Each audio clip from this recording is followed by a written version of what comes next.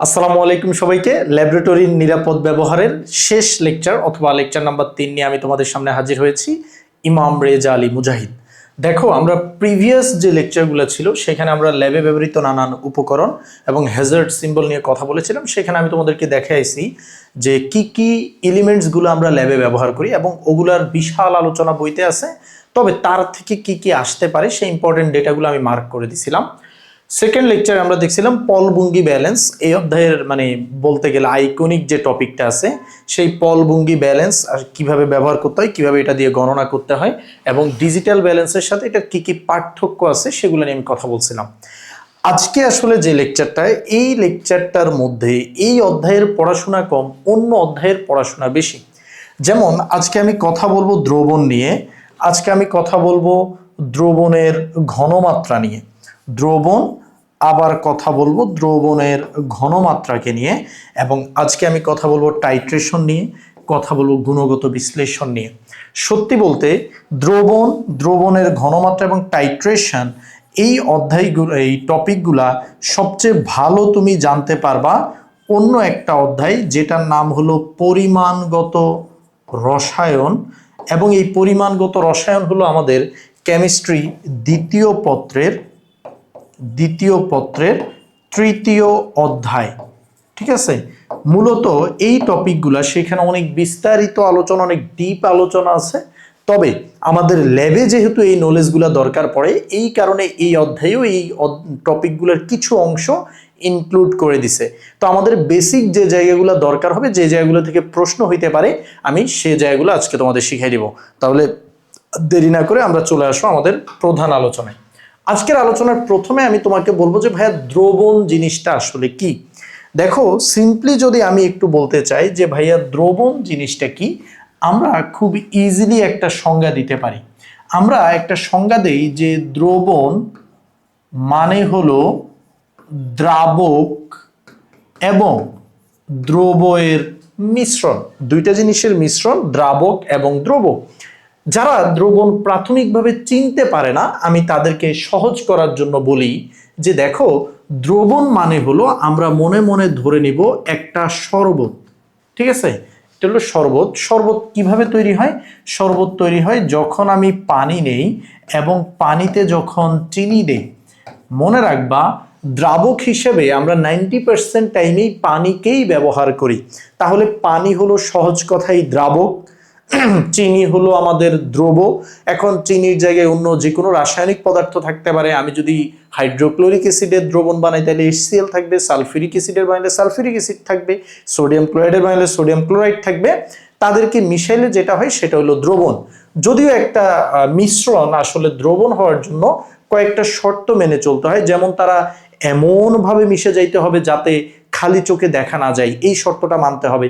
ঠিক আছে, তারপরে তারা হলো সমসত্বভাবে মিশে যেতে হবে, সব জায়গায় সমান হইতে হবে, এরকম কয়েকটা শর্ত মানতে হয়। আমি আর ওই ডিপের আলোচনায় যাচ্ছি না, আমি তোমাকে বেসিক ধারণাটা দিয়ে রাখতেছি। ঠিক আছে, তুমি মোটামুটি যদি এটা লিখো, দ্রাবক ও দ্রবণের আণবিক মিশ্রণকে দ্রবণ বলে, মোটামুটি তুমি এখন নাম্বার পেয়ে যাবা। এখন আসো, একটা দ্রবণ ধরো তুমি বানাইছো আর একটা দ্রবণ তোমার ফ্রেন্ড বানাইছে। কেমন? ধরো তুমি একটা পাত্র নিছো, পাত্র নিয়ে তার মধ্যে পানি নিছো, পানি নিয়ে তুমি তাতে কিছু পরিমাণ দ্রব যোগ করছো। ঠিক আছে, আবার আরেকটা পাত্রে তোমার ফ্রেন্ড আরেকটা পাত্র নিছে, সেখানে সে পানি দিছে, দিয়ে সে অল্প কিছু দ্রব সেখানে মিশ্রণ করছে। তুমি দেখো, পানি নিছো, দ্রব নিছো, সেও কিন্তু পানি বা দ্রাবক নিছে এবং দ্রব নিছে। নেয়ার পরে কি হলো? নেয়ার পরে দেখা গেছে যে ভাই দুইজনেই দ্রবণ বানাইছে। এখন কার দ্রবণটা বেশি ঘন হয়েছে বা কার দ্রবণটা গাঢ় হয়েছে, এটা আমি জানবো কিভাবে? তুমি আমাকে কিভাবে বুঝাবা যে ভাইয়া এটা বেশি গাঢ় হয়েছে, এটা হালকা হয়েছে? এই যে কোনটা বেশি গাঢ়, কোনটা বেশি ঘন বা কোনটা হালকা, এটা প্রকাশ করার যে ওয়ে, সে ওয়েটাকে আমরা বলি ঘনমাত্রা। দেখো, ঘনমাত্রা যে জিনিসটা, এটা তোমরা 9-10 থেকেই পরিচিত। তবে ঘনমাত্রাকে আসলে আমরা 9-10-এ একভাবে পরিমাপ করা শিখছি, একটা একক দিয়ে, মোল পার লিটার। এই ঘনমাত্রাকে 3টা এককে আসলে পরিমাপ করা যায়। আমি 3টা এককের একদম বেসিক ধারণাটা তোমাদেরকে দিব, একদম যেটা পারলে তুমি আসলে হায়ার লেভেলের প্রবলেম সলভ করতে পারো। কোনো শর্টকাট না, একদম পিওর বেসিকটা আমি তোমাকে দিয়ে দিচ্ছি অল্প সময়ের মধ্যে। দেখো আমরা দ্রবণ চিনলাম, দ্রবণ চেনার পরে আমরা এখন জানবো দ্রবণের ঘনমাত্রা, মানে দ্রবণটা কতটুকু ঘন বা এটা কতটুকু হালকা, এটা প্রকাশ করার জন্য তিনটা সিস্টেম আসলে ব্যবহার করা হয়। কয়টা সিস্টেম? তিনটা সিস্টেম নর্মালি আমাদের বইতে ব্যবহার করা হয়েছে, যে তিনটা হলো মোস্ট ইম্পর্টেন্ট। ভাইয়া আসলে সিস্টেম কি তিনটা? সিস্টেম তিনটার চাইতেও বেশি, তবে আমাদের বইতে তিনটা আছে বেশি। হ্যাঁ, আমরা ওই তিনটা আপাতত পড়ব। কোন তিনটা সিস্টেম আমাদের বইতে ব্যবহার করা হয়েছে যদি আমি তোমাদেরকে বলি, সবচেয়ে জনপ্রিয় যে সিস্টেম, সেই সিস্টেমটার নাম হলো মোলারিটি। সেই সিস্টেমটার নাম কি? মোলারিটি। এটা ব্যবহার করা হয়েছে, এটা তোমরা 9-10 থেকে জানো। এর বাইরেও আরেকটা সিস্টেম আছে যেটা জনপ্রিয়, তার নাম হলো শতকরা। এবং লাস্ট একটা সিস্টেম, সেটা হলো পিপিএম। বিভিন্ন ক্ষুদ্র পরিমাপের ক্ষেত্রে লাস্টের এককটা ব্যবহার করা হয়। এখন আসো, এই যে মোলারিটি, মোলারিটি বলতে আসলে কি বোঝায় এই জিনিসটা আমাদেরকে বুঝতে হবে। আমি তিনটা ঘনমাত্রার জন্য তিনটা লাইন লিখব। তুমি যদি এই তিনটা লাইন আত্মস্থ করতে পারো, তাহলে তুমি ঘনমাত্রায় কখনোই আটকাবে না, তোমার কোনো সূত্র কখনো প্রয়োজন পড়বে না। যেমন দেখো ভাইয়া, মোলারিটি মানে কি? মোলারিটি মানে হলো, মনে রাখবা, 1 লিটার দ্রবণে, আচ্ছা এক বাংলায়, ইংলিশে আবার লিটার উইয়ার্ড লাগতেছে। হ্যাঁ, 1 লিটার দ্রবণে যত মোল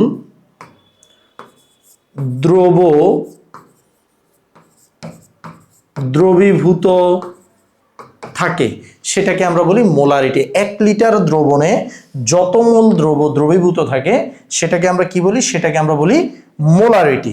আচ্ছা, পরেরটা কি? শতকরা। শতকরা মানে তোমরা জানো, শতকরা অলওয়েজ ডিলস উইথ 100 লিটার না, 100 মিলিলিটার দ্রবণে, 100 মিলিলিটার দ্রবণে যত এখানে মোল না, এখানে হবে যত গ্রাম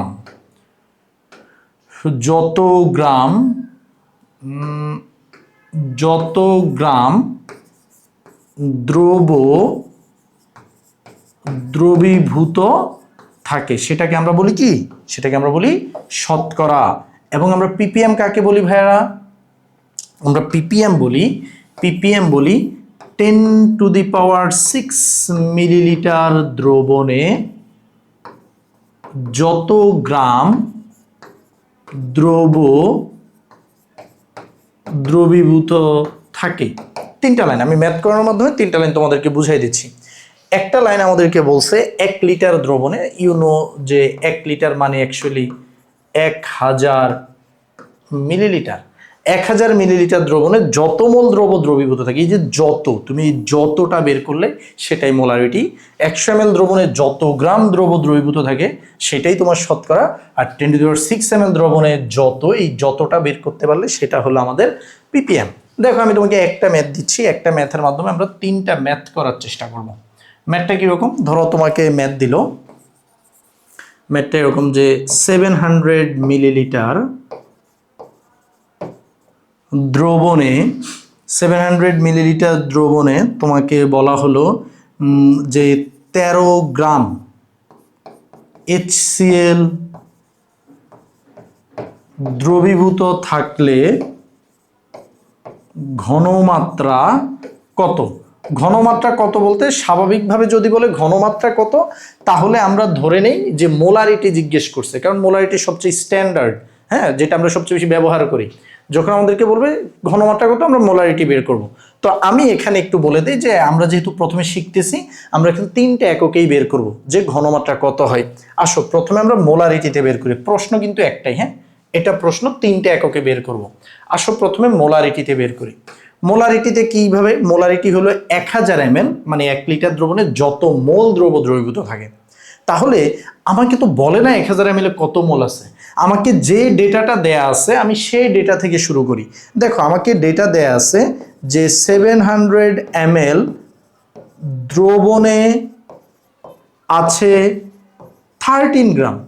এখন তুমি একটা জিনিস বুঝো ভাই, আমাকে 700 ml বলছে 13 গ্রাম দ্রব আছে। এখন আমার কাজ দুইটা, এটাকে 1 লিটারে মানে 1000 ml কত গ্রাম আছে, কত গ্রাম না কত মোল সেটা নেয়া, তার মানে 700 জায়গায় 1000 হবে, আর এখানে গ্রামকে মোলে কনভার্ট করতে হবে। আসো প্রথমে একটা একটা করে করি। আমি বললাম 700 ml দ্রবণে যদি এত গ্রাম থাকে তাহলে সুতরাং 1000 ml দ্রবণে আছে কদ্দুর আছে ভাইয়া বলো তো। ঐকিক নিয়ম করব, নিচে যেটা আছে সেটাকে উপরে দিয়ে দিব, আর উপরে যেটা আছে 700 সেটাকে নিচে দিয়ে দিব এত গ্রাম। এখন কথা হলো ভাই, এখানে তো বলেছে যত মোল আছে, আপনি যত মোল আছে সেটা বের করে দেন, গ্রাম তো কেউ চায়নি। তাহলে তুমি এবার কি করবা, তুমি এবার গ্রামকে মোলে কনভার্ট করবা। আচ্ছা বলি তো, ছোটবেলা থেকে আমরা শিখছি গ্রামকে কিভাবে মোলে কনভার্ট করা যায়। আমরা জানি যে ভাই N = W/M, মানে হলো ভরকে এম দ্বারা মানে আণবিক ভর দ্বারা ভাগ করলে সেটা মোলে চলে যায়। তাহলে আমার এখানে যে ভর আছে এই যে 13 × 1000 / 700, এটা তো একটা ভর ডব্লিউ, পুরাটা মিলে ডব্লিউ, এই যে গ্রাম হলো তার একক। আমি যদি আণবিক ভর দ্বারা ভাগ করে দিই, দেখো HCl এর আণবিক ভর কত হবে, HCl হাইড্রোজেনের ভর 1, ক্লোরিনের 35.5, তাহলে 36.5। তাহলে দেখো আমি যখন আণবিক ভর দ্বারা ভাগ করে দিব, ভাগ করা মানে নিচে লিখা, গ্রামটা হয়ে গেল মোল। তাহলে দেখো তো এখন পুরা লাইনটা কি হলো, 1000 ml দ্রবণে আছে এত মোল, 1000 ml দ্রবণে আছে এত মোল। এখন মেশিন নিয়ে ভ্যালুটা বসাই দাও।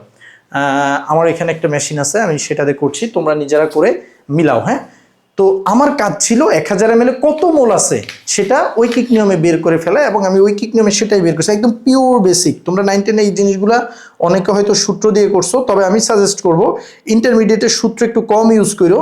হ্যাঁ, এত সূত্র মুখস্থ রাখতে পারবে না, প্লাস তোমার বেসিক যদি ঠিক না থাকে প্রশ্ন সবসময় ডিরেক্ট আসে না, অনেক ঘুরাই পেঁচায়, অনেক নতুন নতুন এককে প্রশ্ন দেয়।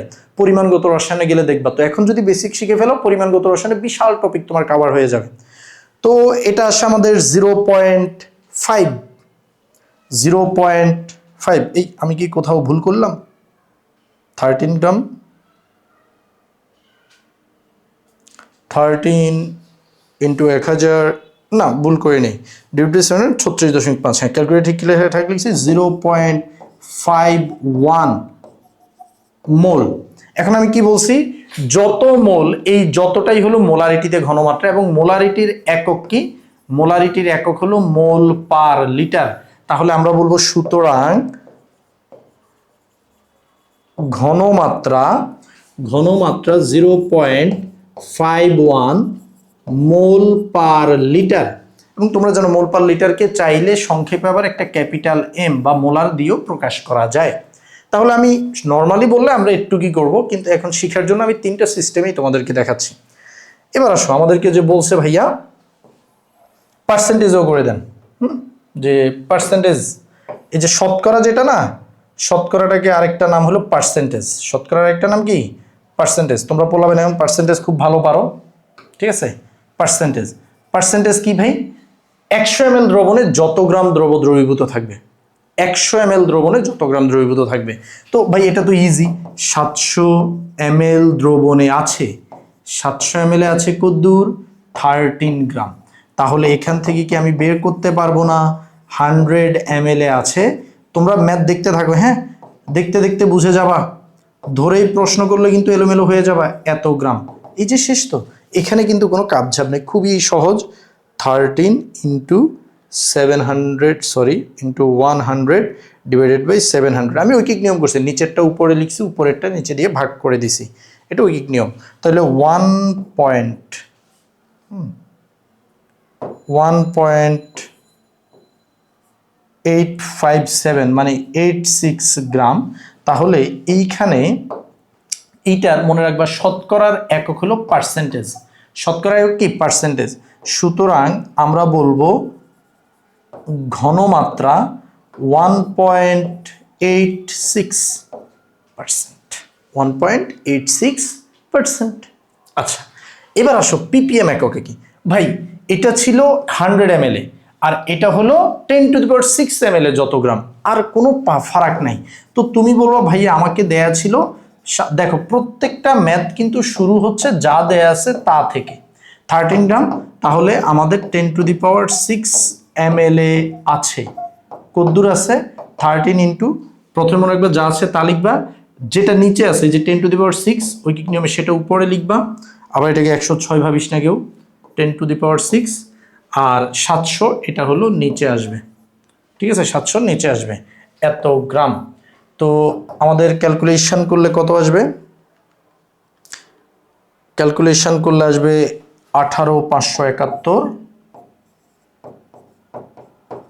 18,571.43 গ্রাম। দেখো এখানে কিন্তু আমি গ্রাম মোল এগুলাই বলতেছি, কিন্তু যখন আমরা ফাইনালি ঘনমাত্রা বলি, হ্যাঁ, ঘনমাত্রা ইকুয়াল টু 18,571.43, এবার বলবো ppm, ঠিক আছে। একক হলো কি ppm এর একক, ppm, আর ppm এর পূর্ণরূপ কি? ppm এর পূর্ণরূপ হলো parts per million, parts per million. হ্যাঁ, তোমরা তো মিলিয়ন জানো, মিলিয়ন মানে হলো 10 লাখ, এই 10 লাখ মানেই কিন্তু 10⁶, ঠিক আছে, 10 লাখ মানেই 10⁶, এই জন্য ওই 10⁶ ml। তাহলে এখন দেখো আমি যেটা করলাম ভাই, আমি একই দ্রবণ, যেই দ্রবণের 700 ml এর মধ্যে 13 গ্রাম ছিল কোনো একটা লবণ, সোডিয়াম ক্লোরাইড, হাইড্রোক্লোরিক অ্যাসিড, সেই দ্রবণটারই আমি ঘনমাত্রা বের করছি তিনটা আলাদা আলাদা সিস্টেমে। তার মানে আমি বলতে পারি যে ভাই আপনার যদি এমন হয় যে আপনার একটা দ্রবণ আছে, যে ধরো তোমার একটা দ্রবণ আছে, যেই দ্রবণটার আয়তন হলো 700 মিলিলিটার এবং যেই দ্রবণটাতে 13 গ্রাম HCl আছে, তাহলে তুমি চাইলে বলতে পারবা যে এই দ্রবণের ঘনমাত্রা 0.51 মোলার, 0.51 মোলার। তুমি চাইলে বলতে পারবা এই দ্রবণের ঘনমাত্রা 1.86%, 1.86%। তুমি চাইলে বলতে পারবা এই দ্রবণের ঘনমাত্রা 18,571.43, হ্যাঁ, 18,571.43 ppm, ঠিক আছে। দ্রবণ একটাই, তুমি ঘনমাত্রাকে যেভাবে বুঝবে বা যেভাবে প্রয়োজন তুমি ওইভাবেই কনভার্ট করে দিতে পারবা, তো এটা হলো আমাদের ঘনমাত্রার একদম বেসিক। বিশ্বাস করো, কেউ যদি যে 3টা লাইন আমি বলছি, এই 3টা লাইন তোমার জীবনে তুমি আঁকড়ে ধরো, তুমি তাহলে কখনোই ভুল করবা না, ঠিক আছে। জাস্ট 3টা লাইন। এখন আসলে অনেকে আছে তাও ভাই সূত্র প্রেমী, যে ভাই সূত্র দেন। দেখো আমি চাইলে কয়েকটা সূত্র তোমাকে দিতে পারি, যেমন ঘনমাত্রার সূত্র, মোলার ঘনমাত্রা, হ্যাঁ, এস দ্বারা মনে রাখবা, এস দ্বারা আমরা সবসময় মোলার ঘনমাত্রাকে প্রকাশ করি। এস দ্বারা কাকে প্রকাশ করব? মোলার ঘনমাত্রা। এস ইকুয়াল টু W/mv, হ্যাঁ, এবং ভিটা কোন এককে দিতে হয়? এই সূত্রে ভিটাকে লিটার এককে দিতে হয়। যেমন ওইখানে 700 ml ছিল, তুমি 700 ml কে কনভার্ট করে 0.7 লিটার লিখে তারপর এখানে বসাইলেই হয়ে যাবে। অথবা তোমরা অনেকে আবার এটাকে 910 শিখছো, MB উপরে 1000 দিয়ে গুণ দিছো, সেক্ষেত্রে ml এ দিলেই হয়, কোনো সমস্যা নেই, ঠিক আছে। তারপরে আরেকটা সূত্র মনে রাখবা, S ইকুয়াল টু 10x/m। আচ্ছা ভাই, এখানে x মানে কি? দেখো আমি তোমাদেরকে মাত্রই বলছিলাম যে আমরা S বলতে সবসময় কাকে বুঝি? আমরা S বলতে বুঝি মোলার ঘনমাত্রাকে। কাকে? মোলার ঘনমাত্রা। আর মনে রাখবা x দ্বারা আমরা বুঝি এই যে শতকরা ঘনমাত্রা, হ্যাঁ, এই যে পার্সেন্টেজ, এটাকে তুমি x বলতে পারো, এটাকে আমরা বলি s। আর ppm কে ppmই বলি, ওর কোনো নাম নেই, বেচারা একা, ঠিক আছে। x কে আমরা বলি কি? শতকরা ঘনমাত্রা। তো তোমাকে যদি কখনো মোলারিটি ও শতকরার মধ্যে রূপান্তর করতে বলে, হ্যাঁ, কির মধ্যে? মোলারিটি ও শতকরা ঘনমাত্রার মধ্যে যে সম্পর্ক, শতকরার সম্পর্ক তোমাকে মানে হয়তো পার্সেন্টেজ দিছে, বললো মোলার ঘনমাত্রা কত, আবার হয়তো মোলার ঘনমাত্রা দিছে, বলছে পার্সেন্টেজ কত। আমি তোমাকে বললাম যে একটা দ্রবণের ঘনমাত্রা এত মোলার হলে পার্সেন্টেজ কত, এটা থেকে এটা বের করবো, আবার এটা থেকে এটা বের করব, এই সূত্র দিয়ে হবে। আমি ম্যাথ দেখাচ্ছি, তাহলে ইজিলি শিখে যেতে পারবা। আর আরেকটা হলো ppm এর একটা সূত্র মনে রাখতে পারো, মোলারিটি থেকে ppm বের করার সূত্র হলো S × m × 1000, ঠিক আছে। তাইলে এটা ppm এককে। এই যে S মানে মোলার ঘনমাত্রা, m মানে তো আণবিক ভর, তোমরা জানো m মানে কি? আণবিক ভর। m মানে কি? m মানে আণবিক ভর, ঠিক আছে। m মানে হলো আণবিক ভর। তো এগুলা দিয়ে চাইলে আমরা সূত্র দিয়েও ম্যাথ করতে পারি। তো আসো আমি তোমাকে একটা ম্যাথ দিচ্ছি, ম্যাথটা যদি করতে পারো, আমরা দুইভাবেই করব, বেসিক দিয়ে করব প্রথমে, তারপর শর্টকাট মেরে করব। যেমন ধরো বেসিক ইয়েটা হলো এরকম যে 2%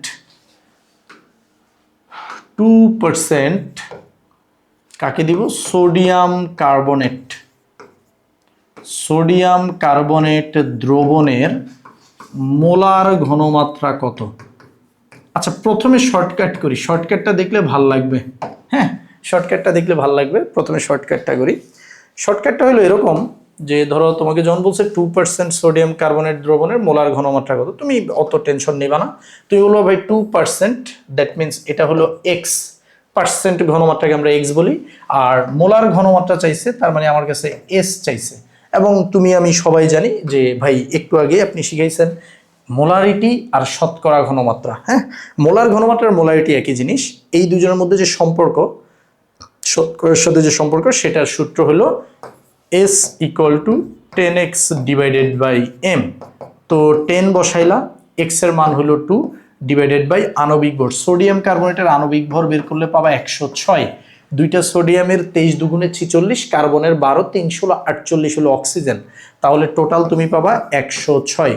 ভাগ করে দাও, যেটা আসবে তার পাশে একটা মোলারিটি বসাই দাও। ঠিক আছে, ইজি। এখন আসো ভাই আমি ঐকিক নিয়মে করে তোমাকে বেসিকটা বুঝাই দেওয়ার ট্রাই করতেছি। ঐকিক নিয়ম আসলে বিস্ট, ঐকিক নিয়ম পারলে তুমি দুনিয়ার সব ম্যাথ পারবা। সূত্র তোমার মনে থাকবে কিনা আমি গ্যারান্টি দিতে পারি না, কিন্তু ঐকিক নিয়ম শিখলে তুমি কোনোদিন আটকাবা না, একটু গ্যারান্টি দিতে পারি। আসো ঐকিক নিয়ম কি বলো, ঐকিক নিয়মে তোমাকে শুরু করতে যে 2%, তুমি যে জানো ওই 2% থেকে শুরু করতে হবে। বলো তো পার্সেন্ট মানে কি? পার্সেন্ট মানে 100 ml দ্রবণে যত গ্রাম থাকে সেটাকে পার্সেন্ট বলে। তো এখানে যেহেতু 2% দেয়া, আমি কি বলবো, আমি বলবো ভাইয়া এই যে 100 ml, হ্যাঁ 100 ml দ্রবণে দ্রব আছে 2 গ্রাম। কেউ কি রাগ করছো? রাগ করার কিছু কিন্তু আমি বলি নাই। কেন বলি নাই? কারণ আমি একটু আগে তোমাকে পার্সেন্ট মানে কি শিখাইছি। পার্সেন্ট মানে হলো 100 ml দ্রবণে যত গ্রাম আছে, ওইখানে আছে 2 গ্রাম, এজন্য বলছে 2%। তাহলে আমি বলবো না যে 100 ml দ্রবণে দ্রব আছে 2 গ্রাম, বলবো।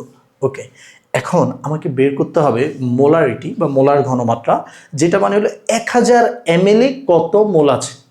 তাহলে আমি 100 থেকে প্রথমে লিখব যে 1000 ml দ্রবণে দ্রব আছে 2 × নিচের 1000 উপরের 100, উপরেরটা নিচে, নিচেরটা উপরে, এত গ্রাম। কিন্তু আমি তো জানি মোলারিটি মানে হলো 1000 ml এ কত মোল আছে সেটা বের করা। তাহলে 1000 ml এ কত মোল আছে সেটা বের করতে হবে। মোলের জন্য আমরা কি করি, আমরা ভরকে সবসময় আণবিক ভর দ্বারা ভাগ করে দিই। এই যে 106 দ্বারা ভাগ করে দিলাম, আণবিক ভর দ্বারা ভাগ করলে গ্রাম হয়ে যাবে মোল। তাহলে এখন দেখো ভাইয়া, এইখানে আমাদের যে অ্যান্সারটা আসবে সেটার পাশে আমরা লিখবো মোল। তারপর লিখবো যে সুতরাং ঘনমাত্রা এত মোলার। ঠিক আছে, লাস্ট লাইন লিখবো মোলার। তাহলে দেখো এই যে শর্টকাট এটা, আর এটা হলো বেসিক ওয়ে। আমি বলবো যে তোমাদের ব্রেন ট্রাই করবে সবসময় শর্টকাট সূত্রটা দিয়ে করে ফেলার জন্য। সূত্র একটু পরে শিখবা, হ্যাঁ আগে বেসিক ওয়েতে শেখার ট্রাই করবা, তাহলে অনেকদিন মনে থাকবে। ওকে, তাহলে ভাইয়া আমরা ঘনমাত্রার যে সহজ বেসিক সুন্দর আলোচনা ছিল, সেই সুন্দর আলোচনাটা আমরা করে ফেলছি। ওকে, এখন আসো ঘনমাত্রা থেকে কিছু ইন্টারেস্টিং ফ্যাক্টর আমাদেরকে জানার আছে। ঘনমাত্রা থেকে ইন্টারেস্টিং ফ্যাক্টর হলো, প্রথম কথা ভাইয়া, প্রমাণ দ্রবণ কাকে বলে? ঠিক আছে, প্রমাণ দ্রবণ হলো ভাই কিছু না। ধরো তুমি একটা ল্যাবে গেছো, ল্যাবে গেলে অনেক বোতল আশপাশে পড়ে আছে, তাই না? অনেক বোতল, অনেক কেমিক্যালের বোতল পড়ে আছে। এখন সব বোতলের মধ্যে কিন্তু ঘনমাত্রা সঠিকভাবে জানা থাকে না। সব বোতলের গায়ে দেখবে লেবেলিং করা নেই। হ্যাঁ, কিছু বোতল এমনি কেউ একজন এসে বানাইছে দ্রবণ, একটা কিছু পানি নিছে, কিছু সোডিয়াম কার্বনেট নিছে, বানাই রাখিয়ে দিছে, ওইটা ঘনমাত্রা তুমি জানো না। তো ওইগুলো একগুলা, আরেকগুলো হলো না, কেউ একটাকে একদম হিসাব করে কুদ্দুর দিবে, ক্যালকুলেট করে দ্রবণ বানায় ঘনমাত্রা বের করে উপরে আবার লিখে রাখছে 0.1 মোলার। এই দুই ধরনের দ্রবণ হইতে পারে। যে দ্রবণটার ঘনমাত্রা একদম সঠিকভাবে বের করে লিখে রাখা হয়েছে সেটাকে বলা হয় প্রমাণ দ্রবণ। সেটাই কি বলে? প্রমাণ দ্রবণ। তাহলে আমরা বলতে পারি যে দ্রবণের ঘনমাত্রা সঠিকভাবে জানা থাকে, হ্যাঁ ঘনমাত্রা সঠিকভাবে মানে একদম অ্যাকুরেটলি জানা থাকে, সঠিকভাবে জানা থাকে তাকে প্রমাণ দ্রবণ বলে। এখন প্রমাণ দ্রবণের ঘনমাত্রা বেসিক্যালি কি হয়, সবচেয়ে জনপ্রিয় প্রমাণ দ্রবণের ঘনমাত্রা দেখবে 0.1 মোলার হয়, তবে এর বাইরেও 0.5 মোলারও হইতে পারে, 1 মোলারও হইতে পারে। তো এদের আবার সুন্দর সুন্দর কিউট কিউট নাম আছে, যেমন 1 মোলার হইলে এই দ্রবণটাকে বলা হয় মোলার দ্রবণ। এখন তোমাকে বলতে পারে মোলার দ্রবণ কি, তুমি বলবা যে দ্রবণের ঘনমাত্রা 1 মোলার তাকে মোলার দ্রবণ বলে। আচ্ছা, একের অর্ধেক কত? একের অর্ধেক হলো 0.5, একের অর্ধেক কি 0.5। তো এজন্য এটা হলো সেমি, মানে অর্ধেক, তোমরা ফাইনাল সেমিফাইনাল বলো না, তো এটাকে এজন্য বলা হয় সেমি মোলার দ্রবণ, এটা যেহেতু একের অর্ধেক। আচ্ছা, একের 10 ভাগের 1 ভাগ কত? একের 10 ভাগের 1 ভাগ হলো 0.1, আর 10 ভাগের 1 ভাগকে আমরা বলি ডেসি। ঠিক আছে, এটাকে বলা হয় ডেসি মোলার দ্রবণ। তো দেখো সুন্দর সুন্দর নাম দিছে প্রমাণ দ্রবণগুলোর, আবার যে 0.1 মোলার হলে তাকে ডেসি মোলার দ্রবণ বলবো, হ্যাঁ, আবার 0.5 হলে সেটাকে আমরা সেমি মোলার দ্রবণ বলবো, 1 হলে সেটা মোলার দ্রবণ। আচ্ছা বলো তো, যদি ঘনমাত্রা 0.01 হয় তাহলে সেটাকে কি বলবা? দেখো এটা 10 ভাগের 1 ভাগ, এটা কিন্তু 100 ভাগের 1 ভাগ, এটা একের কত ভাগের 1 ভাগ? 100 ভাগের 1 ভাগ। 100 ভাগের 1 ভাগ হলে আমরা এটাকে বলবো সেন্টিমোলার দ্রবণ। কি ভাইয়া বলবো? সেন্টিমোলার দ্রবণ, সেন্টিমোলার দ্রবণ বলবো আমরা এটাকে। ঠিক আছে ভাইয়া, পারা যাবে? ওকে ওকে, তাহলে এগুলো হলো দ্রবণের ঘনমাত্রা রিলেটেড বেসিক যে আলোচনা। প্রমাণ দ্রবণ কি, ডেসিমোলার, সেমিমোলার, মোলার, সেন্টিমোলার, এই টাইপের আলোচনাগুলো চলে আসলো। এবার আসো দ্রবণের না বা পদার্থগুলা যেগুলো আমাদের ল্যাবে থাকে, এগুলার আবার একটু ক্লাসিফিকেশন করা যায়।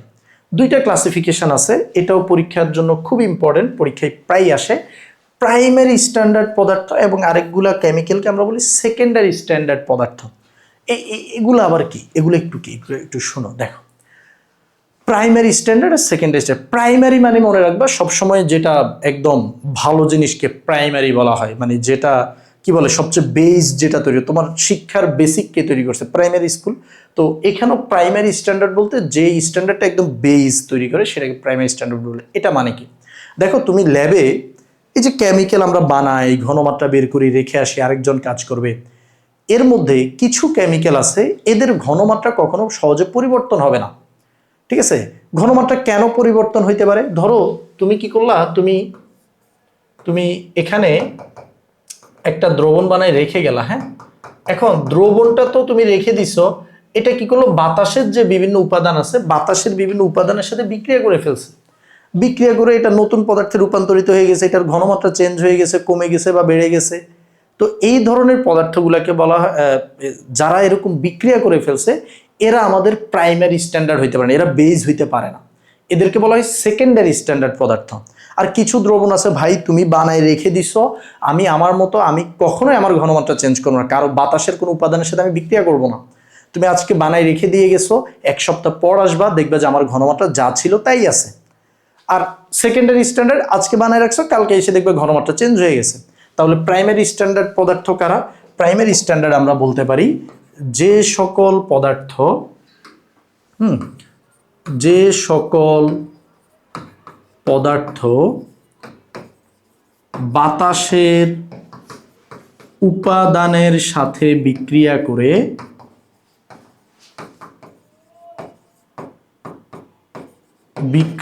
করে ঘনমাত্রা পরিবর্তন করে না। ঘনমাত্রা তারা কি করবে না, ঘনমাত্রা পরিবর্তন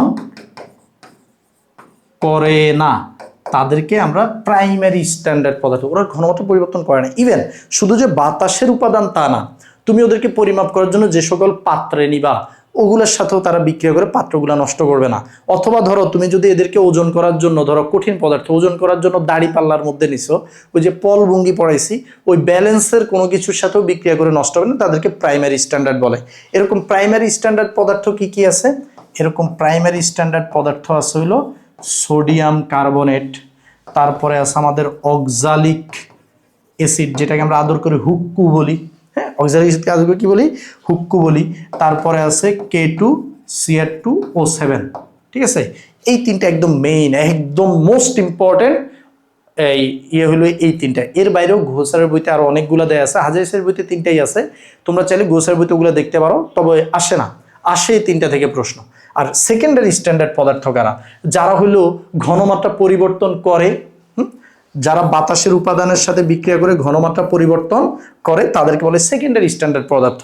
তো সেকেন্ডারি স্ট্যান্ডার্ড পদার্থের ক্ষেত্রে তোমাকে অবশ্যই সচেতন থাকতে হবে। তুমি আজকে দ্রবণ বানায় কালকে বা আরো পরে ইউজ করতে পারবে না, ওগুলোকে ইউজ করার জন্য বানায় 5-7-10 মিনিটের মধ্যে ইউজ করে ফেলতে হবে, ঠিক আছে। তাহলে সেকেন্ডারি স্ট্যান্ডার্ড পদার্থের উদাহরণ হলো আমাদের HCl, আমাদের সালফিউরিক অ্যাসিড, আমাদের পটাশিয়াম হাইড্রোক্সাইড, আমাদের KMnO4, ঠিক আছে। এগুলো হলো কি, এগুলো হলো সেকেন্ডারি স্ট্যান্ডার্ড পদার্থ, এগুলো হলো কি সেকেন্ডারি স্ট্যান্ডার্ড পদার্থ। তারপরে পটাশিয়াম হাইড্রোক্সাইড যেহেতু বলছি, সোডিয়াম হাইড্রোক্সাইড। এখন প্রাইমারি আর সেকেন্ডারিকে মনে রাখার জন্য আমরা একটা শর্টকাট দিই, এটা খুবই হাস্যকর, তাও বলি। আমরা বলি যে প্রাইমারি স্ট্যান্ডার্ড পদার্থে সি থাকে, নট কার্বন, সি থাকে, তবে HCl বাদে, ঠিক আছে। HCl বাদে দেখো এদের প্রত্যেকের মধ্যে কিন্তু সি আছে, সি আছে, হ্যাঁ। HCl বাদে কেন বলছি, HCl এর মধ্যে একটা সি আছে, তবে এই সিটা থাকার পরেও সেকেন্ডারি স্ট্যান্ডার্ড পদার্থ, এটা মনে রাখার জন্য শর্টকাট। তো একটু মনে রাখতে পারো যে প্রাইমারি স্ট্যান্ডার্ড হলো যাদের মধ্যে সি আছে নামের সাথে, সংকেতের মধ্যে, আর একমাত্র ব্যতিক্রম হলো HCl যেটার মধ্যে সি নাই, সরি সি আছে কিন্তু এটা সেকেন্ডারি স্ট্যান্ডার্ড পদার্থ। তো তোমরা এটা একটু মাথায় রেখো যে ভাই এই টপিক থেকে প্রশ্ন আসার সম্ভাবনা 99%, MCQ বলো অথবা ওই যে সংজ্ঞা, প্রাইমারি স্ট্যান্ডার্ড পদার্থ কাকে বলে, সেকেন্ডারি স্ট্যান্ডার্ড পদার্থ কাকে বলে, যারা অলরেডি কলেজে এক্সাম দিছো তারা হয়তো অলরেডি এটা ফেস করেও ফেলছো, ঠিক আছে। এবার আসো দ্রবণ রিলেটেড আলোচনা আমরা একটু রাখি, হ্যাঁ। এবার হলো আমরা একটু মজার একটা জিনিস পড়ি, সেটা হলো টাইট্রেশন। আসলে এটাও দ্রবণ রিলেটেড আলোচনা, তবে এটা অনেক বেশি ইন্টারেস্টিং, এটা একটা প্র্যাকটিক্যাল, তোমরা অনেকে হয়তো কলেজে করছো, না করলেও সমস্যা নেই, আমি তোমাদেরকে বুঝাই বলতেছি ঘটনাটা কি। ঘটনাটা হলো তুমি ধরো রাস্তা দিয়ে হেঁটে যাচ্ছ, হ্যাঁ, তুমি রাস্তা দিয়ে হেঁটে যাচ্ছ। এখন হেঁটে যাওয়ার টাইমে তোমাকে এক পুলিশ আঙ্কেল দাঁড় করাইলো, দাঁড় করায় বললো, দেখো তো বাবা, আমার এখানে একটা দ্রবণ আছে, হ্যাঁ। উনি একটা দ্রবণ নিয়ে আসলো, আইসে বললো যে দেখো এখানে আমরা জানতে পারলাম যে হাইড্রোক্লোরিক অ্যাসিড আছে, ধরে নাও হাইড্রোক্লোরিক অ্যাসিড আছে, আর বললো যে দেখো এটার আয়তন 20 মিলিলিটার, এটা তো মাপা ইজি, যে পাত্রের মধ্যে দাগ কাটা থাকে দেখে বলে দিল 20 মিলিলিটার, কিন্তু এই দ্রবণের যে ঘনমাত্রা সেটা তো আমরা বের করতে পারতেছি না, তুমি কি আমাদেরকে হেল্প করতে পারবা? মানে এই যে দ্রবণটা আছে, এই দ্রবণটাকে আমরা কি বলবো, এটাকে আমরা বলবো একটা অজানা দ্রবণ। অজানা দ্রবণ কারা, যেই দ্রবণের ঘনমাত্রা সঠিকভাবে জানা থাকে না সেটাকে বলা হয় অজানা দ্রবণ। তো তুমি বলবো হ্যাঁ আঙ্কেল আমি পারবো, কিভাবে পারবো, আপনি আমাকে হেল্প করেন। এই যে HCl, প্রথম কথা হলো এটা তো একটা অ্যাসিড, হ্যাঁ।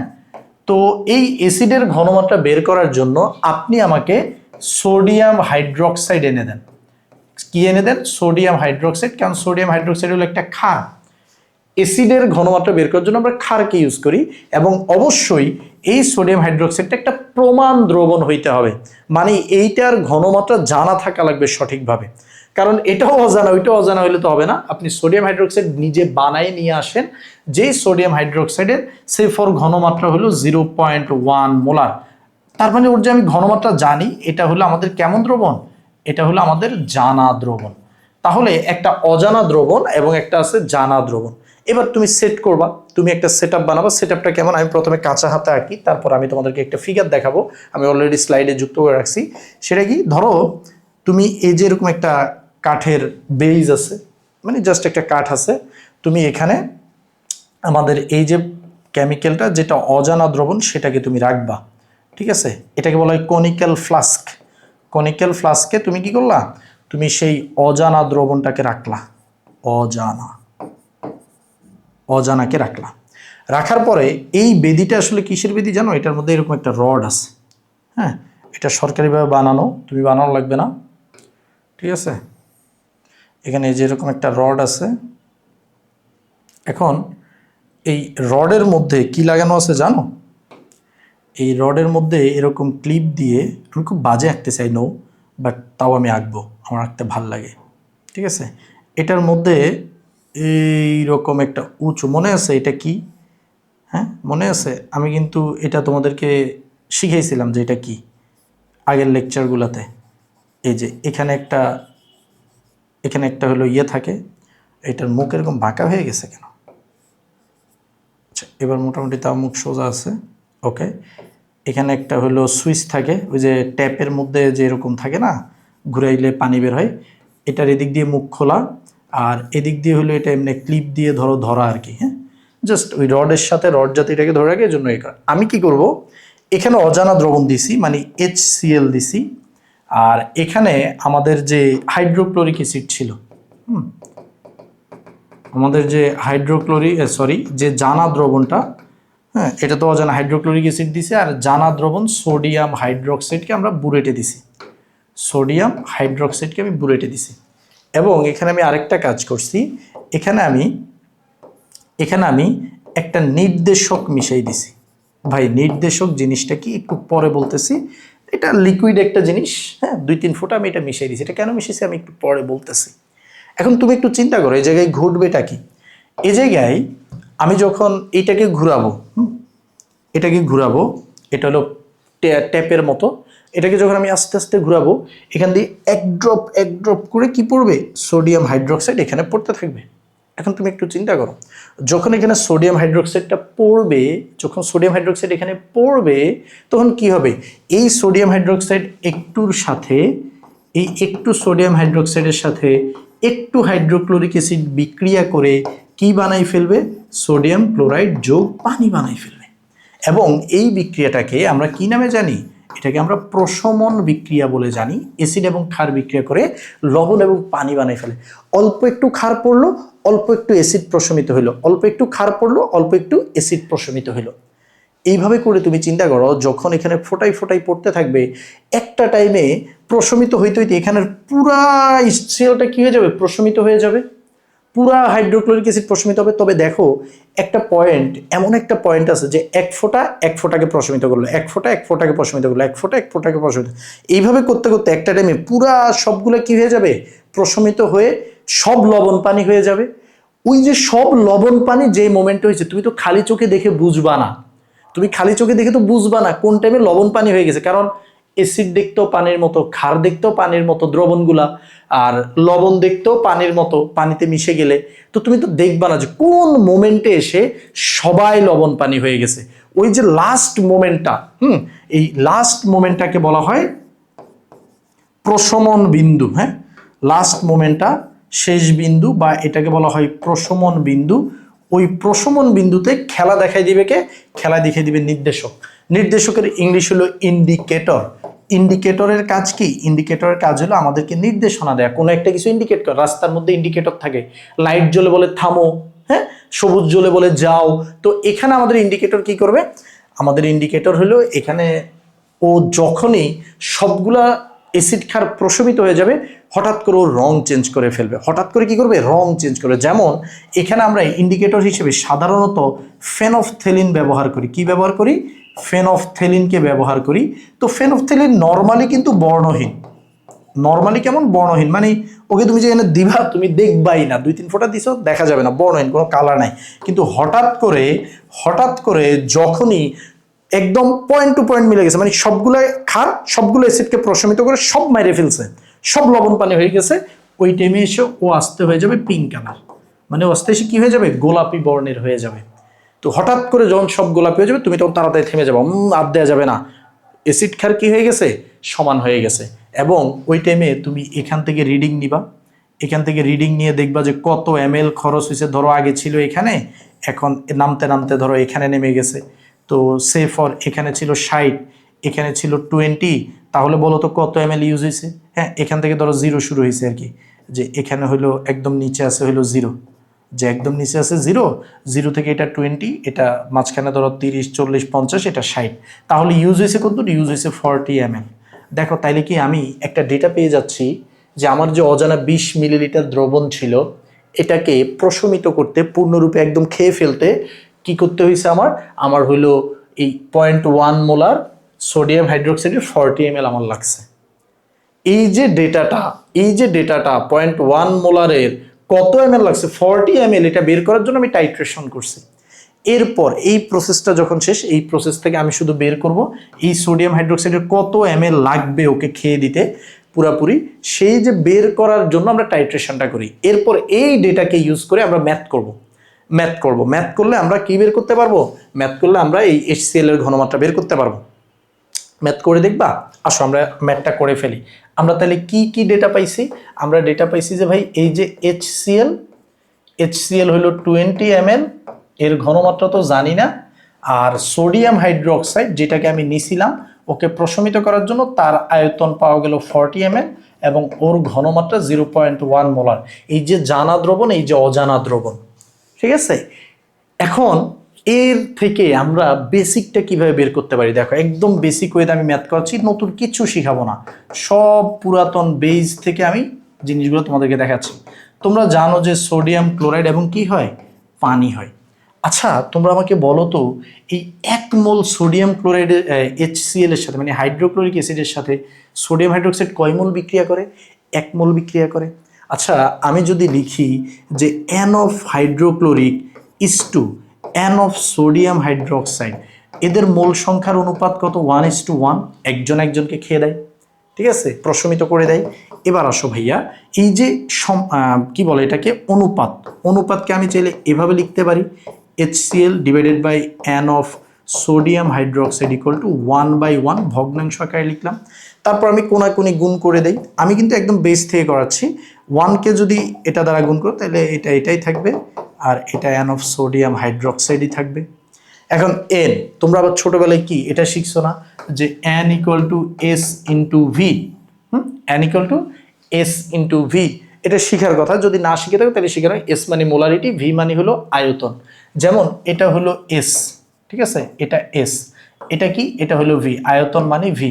তো আসো আমি N অফ HCl আমি লিখতে পারি যে S into V of HCl hydrochloric acid N of sodium hydroxide, that means S into V of sodium hydroxide। এখন দেখো আমি যদি বলি এখানে আমি বের করতে চাচ্ছি কি, আমি বের করতে চাচ্ছি যে HCl এর যে S আছে মানে ঘনমাত্রাটা আমার জানা নাই, তাহলে আমি S of HCl কে রাখলাম, বাকি সব এই পাশে পাঠাই দিই। S into V of sodium hydroxide divided by V of HCl। দেখো তো ভ্যালুগুলো বসাই দাও। সোডিয়াম হাইড্রোক্সাইডের S কত? 0.1, ভি কত? 40, বি অফ HCl এর আয়তন কত? 20, ঠিক আছে। এখানে যে একক আসবে সেটা মোলার একক অ্যান্সারটা আসবে, তাহলে এখানে অ্যান্সারটা আসবে হলো 0.2 মোলার, 0.2 মোলার আসবে ফাইনাল অ্যান্সার। তার মানে তোমাকে যে পুলিশ আঙ্কেল বলছিল যে এটার ঘনমাত্রা কত, তুমি যে বলবে এটার ঘনমাত্রা 0.2 মোলার। এই যে প্রসেস যেখানে তুমি একটা অজানা ঘনমাত্রার সাহায্যে একটা জানা ঘনমাত্রার দ্রবণের ঘনমাত্রা বের করলা, একটা জানা ঘনমাত্রার দ্রবণের সাথে অজানা দ্রবণের ঘনমাত্রা বের করলা, এই প্রসেসটাকে বলা হয় টাইট্রেশন। তাহলে টাইট্রেশনের সংজ্ঞা কি ভাইয়া? টাইট্রেশনের খুবই সুন্দর একটা সংজ্ঞা আছে, সেটা হলো জানা দ্রবণের সাহায্যে, অজানা দ্রবণের সাহায্যে না, জানা দ্রবণের সাহায্যে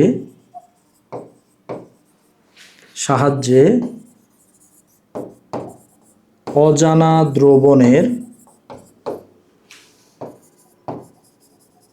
ঘনমাত্রা নির্ণয় পদ্ধতিকে টাইট্রেশন বলে, ঠিক আছে। জানা দ্রবণের সাহায্যে অজানা দ্রবণের ঘনমাত্রা নির্ণয় এই প্রসেসটাকে কি বলে? টাইট্রেশন বলে। এখন দেখো টাইট্রেশনের কি লাগে, এই যে লম্বা যে পাইপটা এটাকে বলা হয় বুরেট। প্রাথমিক একটা এই যে এখানে আমি পিপেটে করে অ্যাসিডটাকে এখানে রাখলাম, তারপরে পিপেটে করে এই যে দেখো হালকা সবুজ যেটা মিশাচ্ছে এটা অ্যাকচুয়ালি কালারলেস হয়, ইন্ডিকেটর মিশানো হচ্ছে এখানে। ইন্ডিকেটর মানে কি বলে ইন্ডিকেটর বাংলা যেন কি নির্দেশক। তারপরে তুমি আস্তে ধীরে ছাড়বা, এই যে ড্রপে ড্রপে ছাড়তেছো, ছাড়তে ছাড়তে একটা টাইমে হঠাৎ করে দেখবা যে পিঙ্ক হয়ে গেছে, তখন তুমি থামাই দিবা, ফাইনাল রিডিং। এই দুইটা রিডিং থেকে তুমি ডেটাটা পাবা। তো এই টাইট্রেশন প্রসেসটাকে একটু ভালো করে যদি আমি বুঝাইতে চাই, আমরা একটু ইউটিউবের হেল্প নিতে পারি। হ্যাঁ, আমি ইউটিউবে খুব পছন্দের একটা বিক্রিয়া আছে, আমি আমার সকল অফলাইন ক্লাসও আসলে এই বিক্রিয়াটা দেখা, এই ভিডিওটা দেখাই। সরি, ইউটিউবে তো আর বিক্রিয়া থাকে না, ভিডিও থাকে। ইউটিউব কোথায়? ওকে,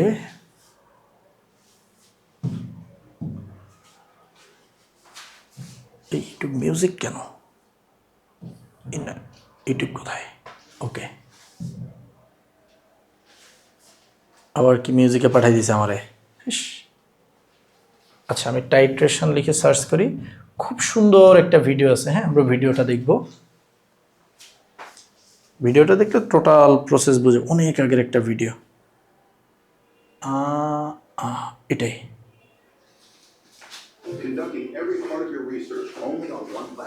ভাই আর অ্যাড দেখাইস না ভাই, টাকা পয়সা নাই, আমি কিনবো না। হুদায় আমাকে দেখাই, তোমরা কেন লস করো টাকা? ওকে, টাইট্রেশন। এই তুমি না তো ভাই, এই লোকেরটা কি ভিডিও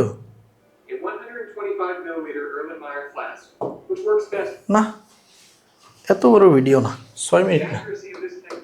আমার পছন্দের ভিডিওটা মাত্র 2 মিনিটের।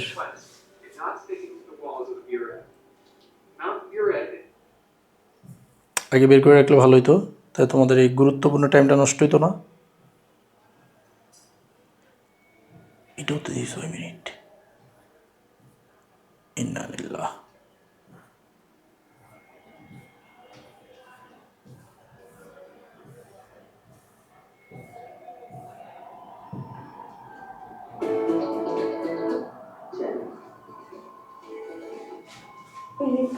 While performing.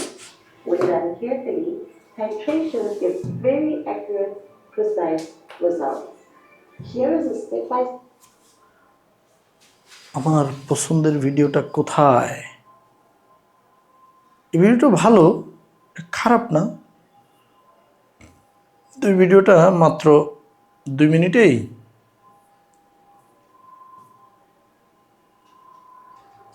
কে কল দেয় ভাই এত রাতে?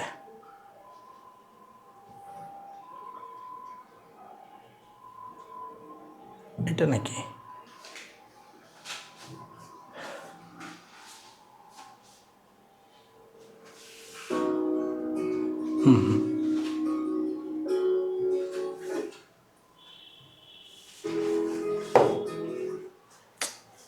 এ আবার কি এসে দাঁড়াই গেল আমার সামনে?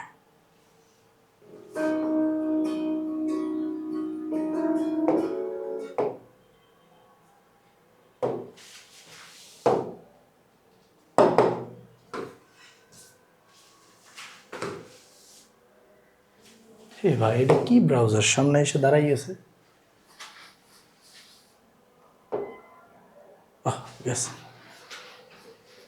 আমার ভিডিও চলে গেছে। এই যে এটা দেখো, এখানে যে লোয়ার মিনিস্কাস হায়ার মিনিস্কাস দেখাইছে, এটা হয়তো তোমাদের অত আইডিয়া নেই।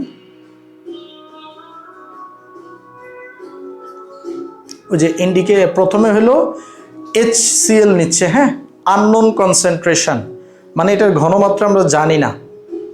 ঠিক আছে, এটার ঘনমাত্রা কি আমরা জানি না। তো সে নিল,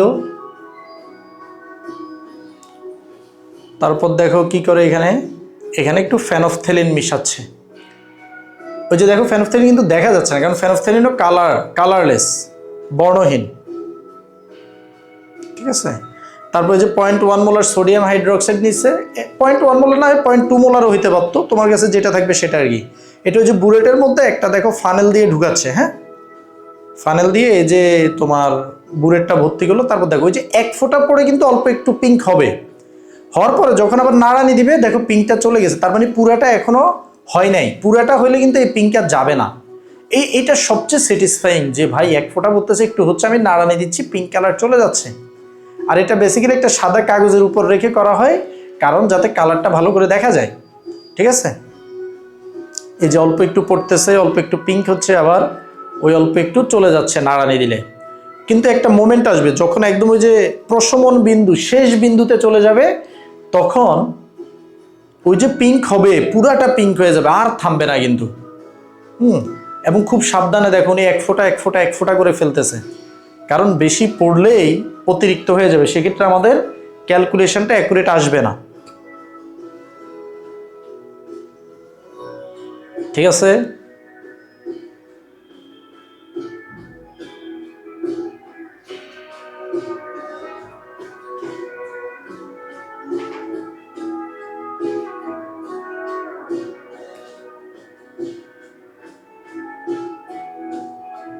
আমরা অপেক্ষা করতেছি কখন পিঙ্ক আর ডিসঅ্যাপিয়ার হবে না সেই সময়ের জন্য। এই যে ল্যাবে তোমরা এগুলাই করবা আর কি।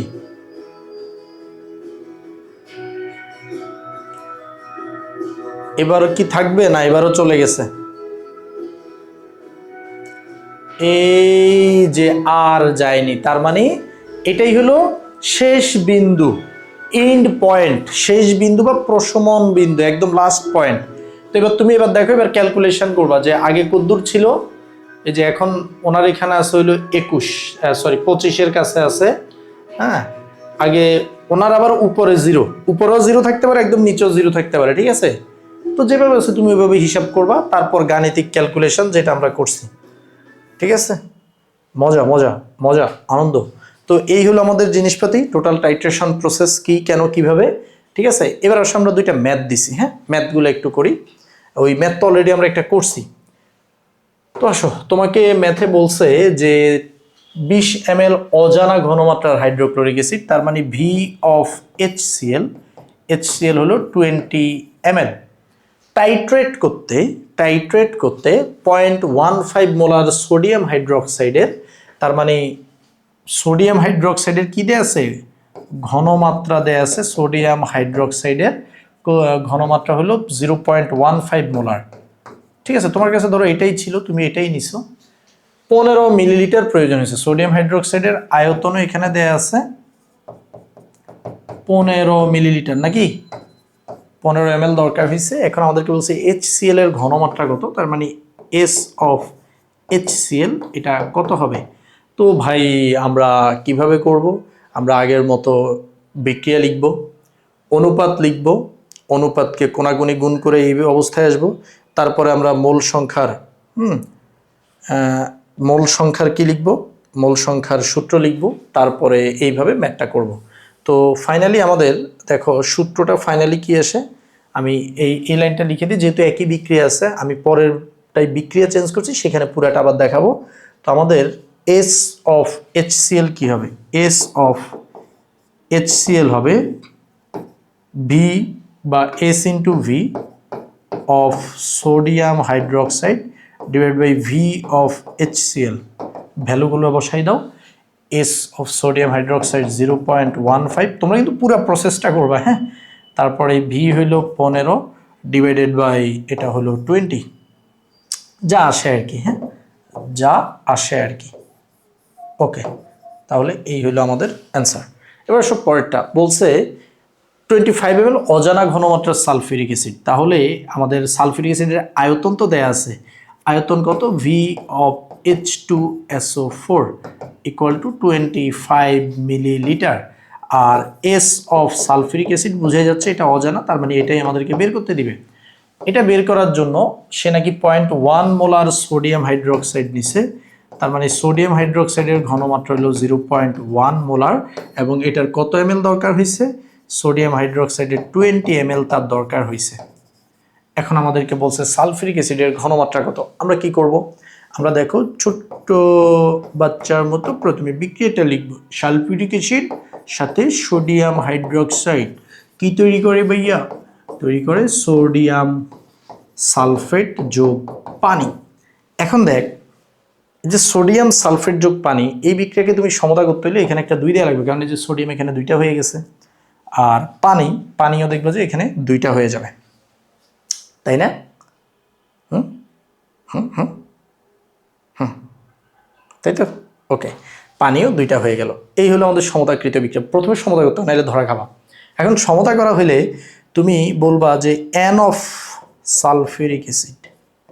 আচ্ছা, আরেকটা করা যায়, এই যে বারবার সালফিউরিক অ্যাসিড ট্যাসিড লিখতে কষ্ট, তো আমরা হলো সালফিউরিক অ্যাসিডের মোল সংখ্যাকে, সালফিউরিক অ্যাসিডকে লিখি এ ইস টু, আর এটা যেহেতু একটা বেজ, এটাকে ধরলাম বি। তোমরা কিন্তু এগুলো আবার সাইডে বলে দিতে হবে। এন অফ এ মানে সালফিউরিক অ্যাসিডের মোল সংখ্যা, এন অফ বি মানে সোডিয়াম হাইড্রোক্সাইডের মোল সংখ্যা। যেগুলো ধরবো ওগুলো বলে দিবা সাইড নোটে আর কি, 1:2। ঠিক আছে, আমরা সালফিউরিক অ্যাসিডকে এ ধরছি, সোডিয়াম হাইড্রোক্সাইডকে বি ধরছি। ওকে, এখন এরপরে ভগ্নাংশ করবা। 1:2 কেন? এই যে এটার পাশে হইলো 1, সোডিয়াম হাইড্রোক্সাইডের পাশে হইলো 2। তো N of A divided by N of B 1/2। ঠিক আছে, কোনাগুনি গুণ করে দাও। কোনাগুনি গুণ করে দিলে 2 ইন্টু এন অফ এ আর ইকুয়াল টু হবে এন অফ বি। তাহলে এবার দেখো, এই যে 2 into N of A, 2 into N of A, N of A কে আমরা কি বলবো, একটু ডিফারেন্ট কালারে যাই। 2 ইন্টু এন অফ এ, এর মূল সংখ্যা আমরা বলবো এস ইন্টু ভি। মূল সংখ্যার সূত্র হলো S into V of A, আর 2 into N of B base. হ্যাঁ, সরি, এখানে তো 2 নাই, এখানে শুধু S into V of B. আমাদেরকে বের করা লাগবে কি? আমাদেরকে বের করা লাগবে সালফিউরিক অ্যাসিড, যেটাকে আমরা এ ধরছিলাম। সালফিউরিক অ্যাসিডের এই যে এস অফ এ, তাহলে এস ভি ভি, আর এখানে হবে ভি এ। মান বসাই দাও। বি বলতে আমরা সোডিয়াম হাইড্রোক্সাইডকে ধরছিলাম, তাহলে ওর ঘনমাত্রা হলো 0.1 মোলার, ওর ভলিউম হলো 20 ml, আর নিচে হইলো এটা 25 ml। ঠিক আছে, এত মোলার। অ্যান্সার যা আসবে এত মোলার, একক দিয়ে দিবা। তাহলে কি ভাইয়া, টাইট্রেশনের ম্যাথগুলো পারা যাবে? এবার তোমাকে যেটাই দিক, তুমি যদি শুধু বিক্রিয়াটা লিখতে পারো, বিক্রিয়া কঠিন দেয় না, এগুলার মধ্যেই দেয়। এটা এটা দেয় খুবই, হ্যাঁ, সালফিউরিক যখন কঠিন করতে চাই এটা দেয়। তো তুমি যদি এটা লিখতে পারো, বাকিটা কিন্তু ফুরফুরা। ঠিক আছে, বাকিটা পারা যাবে। কি বলো, পারবা না? এবার আসো হ্যাঁ, টাইট্রেশন গেল। গুণগত বিশ্লেষণ, হ্যাঁ, টাইট্রেশন ঘনমাত্রা দুইটা টপিক ক্লোজ। আমাদের আর ক্লাস সব মিলে 5-7 মিনিট হবে। গুণগত বিশ্লেষণ, গুণগত বিশ্লেষণ মানে তুমি বাংলায় বললে বলতে পারো যে ভাই, কোনো একটা কিছু, ধরো তুমি ফরেনসিক করবা, তোমরা কিন্তু ফরেনসিক ল্যাবেও করো, কেমিক্যাল ল্যাবে। কীভাবে? যে তোমাকে একটা লবণ দিছে, লবণ দিয়ে বলছে এটা কী লবণ, বের করো। তো তুমি বের করছো এটা কী লবণ। এইরকম গুণগত বিশ্লেষণ করবা, কোনো একটা কিছু রিসার্চ করতেছো, সংক্ষেপ কথায় রিসার্চ করতেছো তুমি। তো রিসার্চ আসলে 3 টাইপের হয়ে থাকে। হ্যাঁ, 3 টাইপের। কিসের উপর বেস করে, কি পরিমাণ নিয়ে তুমি কাজ করতেছো। একটাকে বলা হয় ম্যাক্রো বিশ্লেষণ। ম্যাক্রো বিশ্লেষণ, ভাই ম্যাক্রো ওয়ার্ডটা মানে কি জানো? ম্যাক্রো ওয়ার্ডটা মানে কিন্তু হলো বড়। ম্যাক্রো ওয়ার্ডটা মানে কি বড়। ম্যাক্রো বিশ্লেষণ, বা আমরা বলবো এটাকে ম্যাক্রো পদ্ধতি। ম্যাক্রো পদ্ধতি, ম্যাক্রো মানে হলো বড়। আরেকটাকে বলা হয় সেমি মাইক্রো। মাইক্রো মানে ছোট, এবং আরেকটাকে বলা হয় মাইক্রো পদ্ধতি। মাইক্রো, মাইক্রো মানে ছোট, ম্যাক্রো মানে বড়। এখন একটু খেয়াল করো, সেমি মাইক্রো পদ্ধতি, এগুলো আসলে কিসের উপর ডিপেন্ড করা হয়? এগুলো আসলে ডিপেন্ড করে তুমি কতটুকু অ্যামাউন্ট নিয়ে কাজ করতেছো। এখন আমরা যখন ল্যাবে কাজ করি, আমরা তো ভাই বিশাল বিশাল অ্যামাউন্ট নিয়ে কাজ করি, কারণ আমরা ছোট মানুষ। এখন ছোট অ্যামাউন্ট নিয়ে সূক্ষ্ম কাজ করার অ্যাবিলিটি আমাদের তৈরি হয় নাই। তো আমরা বেশি বেশি অ্যামাউন্ট নিয়ে কাজ করি। ল্যাবে আমরা যেটা করি ওটা হলো ম্যাক্রো বিশ্লেষণ পদ্ধতি। তো যারা আরও এক্সপার্ট, একদম খুবই সূক্ষ্ম কাজ করে, তারা হলো সেমি মাইক্রো ইউজ করে। আর মেশিন যেগুলো আছে বর্তমানের, হ্যাঁ, স্পেকট্রোস্কোপি মেশিন বা আরও হাই লেভেলের এক্সরে ডিফ্রাকশন যে মেশিন, তারা অত স্যাম্পল লাগে না, অল্প একটু স্যাম্পল, অল্প একটু স্যাম্পল মানে মাইক্রো পদ্ধতিতে ওরা কাজ করে। অল্প একটু স্যাম্পল পাইলেই তাদের হয়ে যায়। তার মানে যারা স্যাম্পল অনেক বেশি ইউজ করে তারা ম্যাক্রো, যারা কম ইউজ করে আর একটু তারা সেমি মাইক্রো, আর যারা একদমই কম ইউজ করে, এবং এটা আসলে মানুষ করে না, মাইক্রো পদ্ধতি পুরাটাই মেশিন নির্ভর। এখানে তুমি কিছুই করবে না। ধরো কারো অল্প একটু চুল দিলা বা অল্প একটু রক্ত দিলা, ও হলো বিশ্লেষণ করে ও ডিএনএ মিএনএ সব বের করে ফেলবে। ঠিক আছে, মানুষ করে না, পুরোটা মেশিনই করে। আর ম্যাক্রো ট্যাক্রো এগুলো হাতে করা হয়। এবার আসো, এখানে একটা চার্ট আছে, এইটা এইটা এইটা 100% ইম্পর্টেন্ট। কত পার্সেন্ট বলছি? 100% ইম্পর্টেন্ট। ঠিক আছে, 100% ইম্পর্টেন্ট। এটা অবশ্যই অবশ্যই সবাই পড়বা। এখানে যে ডেটাগুলো আছে তুমি মোটামুটি শিওর থাকো এখান থেকে আসবে। ঠিক আছে, কি কি আছে দেখো এখানে। ম্যাক্রোতে তুমি কোনটা কদ্দুর ইউজ করো? দেখো ম্যাক্রোতে 0.5 গ্রাম থেকে 0.2 গ্রাম ইউজ করা হয়। সেমি ম্যাক্রোতে 50 মিলিগ্রাম থেকে 200 মিলিগ্রাম, মিলিগ্রামে চলে আসার এটা 5 মিলিগ্রাম থেকে 20, মাইক্রো মানে সবচেয়ে কম ইউজ করা হয়। তারপরে গৃহীত দ্রবণের আয়তন, তুমি এটা তো ভর নিলে, যদি ভরে ওজন করে নাও এত নিবে, আর দ্রবণ নিলে 20 ml থেকে 30 ml দ্রবণ, মানে টেস্ট টিউব ভরাই নিছো, এটা 2 থেকে 4 ml, আর এটা 0.2 থেকে 1 ml, একদম কম। উৎপন্ন বর্জ্যের পরিমাণ বেশি হবে, বর্জ্যের পরিমাণ তুলনামূলক কম হবে, আর এটার বর্জ্য একদমই সামান্য হয় না। তো তুমি যে কেমিক্যাল কম নিছো, বর্জ্য তো কম হবেই। পরিবেশ দূষণ এটা বেশি ঘটায়, এটা তুলনামূলক কম ঘটায়, আর এটা বলতে গেলে পরিবেশ বান্ধব, এটা খুব একটা দূষণ ঘটায় না। পরিমাপক যন্ত্র, তরল পরিমাপের ক্ষেত্রে তুমি মেজারিং সিলিন্ডার ইউজ করবা, হাতেই পরিমাপ করা যায়। আর এটা সেমি মাইক্রো ক্যাপিলারি টিউব ব্যবহার করা হয়, আর মাইক্রোতে অবশ্যই কি ক্যাপিলারি টিউব ছাড়া মাত্র, ক্যাপিলারি টিউব মানে খুবই চিকন অনেকগুলো টিউব আছে, একদম কম ঘনমাত্রা পরিমাপ করতে পারে, তাদেরকে বলা হয়। পদ্ধতি কোথায় কোনটা ইউজ হয়, আর এই যে H2S গ্যাস সরবরাহ, বিভিন্ন কাজে আমাদের হাইড্রোজেন সালফাইড গ্যাস লাগে, এই গ্যাসটা কই থেকে আসবে এটা খুব ইম্পর্টেন্ট। যেমন ম্যাক্রো পদ্ধতিতে ফেরাস সালফাইড আর হলো সালফিউরিক অ্যাসিড বিক্রিয়া করে H2S গ্যাস উৎপন্ন করবে, সেটা আমরা ইউজ করি। আর সেমি ম্যাক্রোতে আমরা হলো থায়োঅ্যাসিটামাইড কি ইউজ করি, থায়োঅ্যাসিটামাইড CH3CHNH2 এই যৌগ থেকে উৎপন্ন করি। এবং একইভাবে মাইক্রোতেও সেমি মাইক্রো আর মাইক্রোতে অনেক সিমিলারিটিস আছে, ঠিক আছে। তো এইটা ভালো করে মনে রাখবা। দেখো দুইটা MCQ আসছিল মেডিকেলে, এই যে প্রথমটা কত জায়গায় আসছে, পরেরটা অনেক জায়গায় আসে একই জিনিস।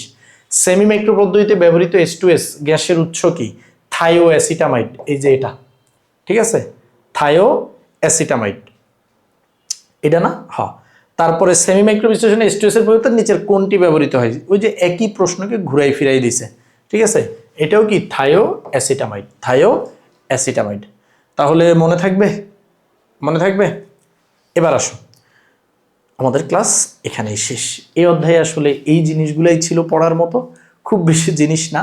তো আশা করবো তোমরা অতি তাড়াতাড়ি এই অধ্যায়টা, আমি একটু দেরি হয়েছে 3টা লেকচার একসাথে করতে, বাট যা আছে তোমরা আশা করি শিখে ফেলতে পারবা, এগুলোর বাইরে এক্সামে কিছু আসবে না। সবাইকে ধন্যবাদ, টাটা, বাই বাই, আসসালামু আলাইকুম।